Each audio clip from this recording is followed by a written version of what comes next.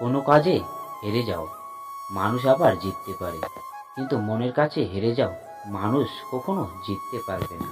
পাখি কখনো ডানা ভেঙে যাওয়ার ভয় করে না, কারণ তার বিশ্বাস ডালের উপর নয়, ডানার উপর। তাই নিজের উপর বিশ্বাস রাখো, অন্যের উপর নয়। একটা লোহাও অনেক আঘাত সহ্য করে ছুরিতে পরিণত হয়, তেমনি একটা মানুষও জীবনের অনেক আঘাত সহ্য করে প্রকৃতি মানুষ উন্নত হয়।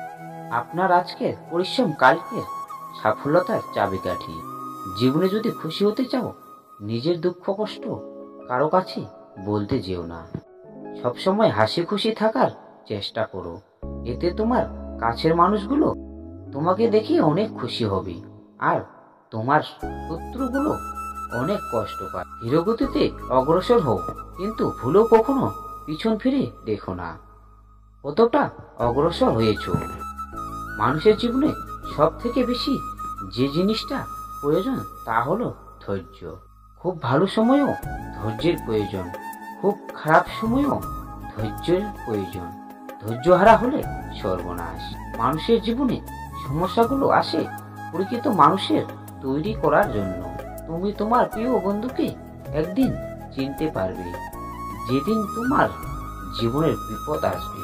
তোমার ভালোবাসাকে সেদিন বুঝতে পারবে, যেদিন তোমার টাকা থাকবে না। সেদিন তোমার জীবনকে উপলব্ধি করতে পারবে, যেদিন বাবা মা থাকবে না। লবণের স্বাদ সেই দিন বুঝতে পারবে, যেদিন শুধু লবণ খাবে। ভালোবাসার স্বাদও সেদিন বুঝতে পারবে, যেদিন বিশ্বাস হারাবে। মানুষের প্রয়োজন মেটায়, শান্তি মানুষের সৃজনশীলতা বাড়ায়।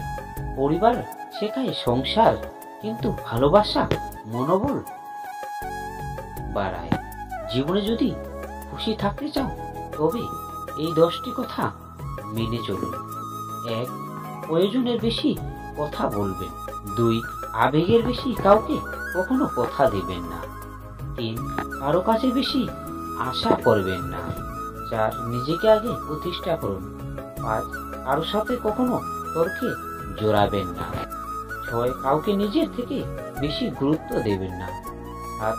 কাউকে বেশি টাকা ধার দেবেন না। 8. বন্ধুর সংখ্যা কম রাখুন। 9. মা বাবাকে অন্যের তুলনায় বেশি গুরুত্ব দিন। 10. লোকের কথা বেশি শুনতে যাবেন না। অতীতের স্মৃতি আর ভবিষ্যতের চিন্তা মানুষের অধৈর্যের জীবন নষ্ট করে দেয়।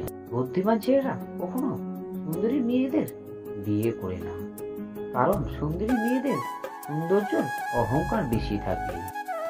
এভাবে আমার সৌন্দর্যের জন্য একটা প্রেমের মানুষ চলে গেল, একাধিক প্রেম জীবনে আসবে।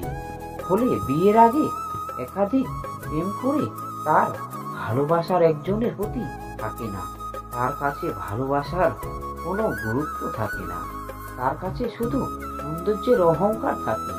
তাই তারা স্বামীর সংসার করতে পারে না এবং সারা জীবন স্বামীকে অবহেলা করে।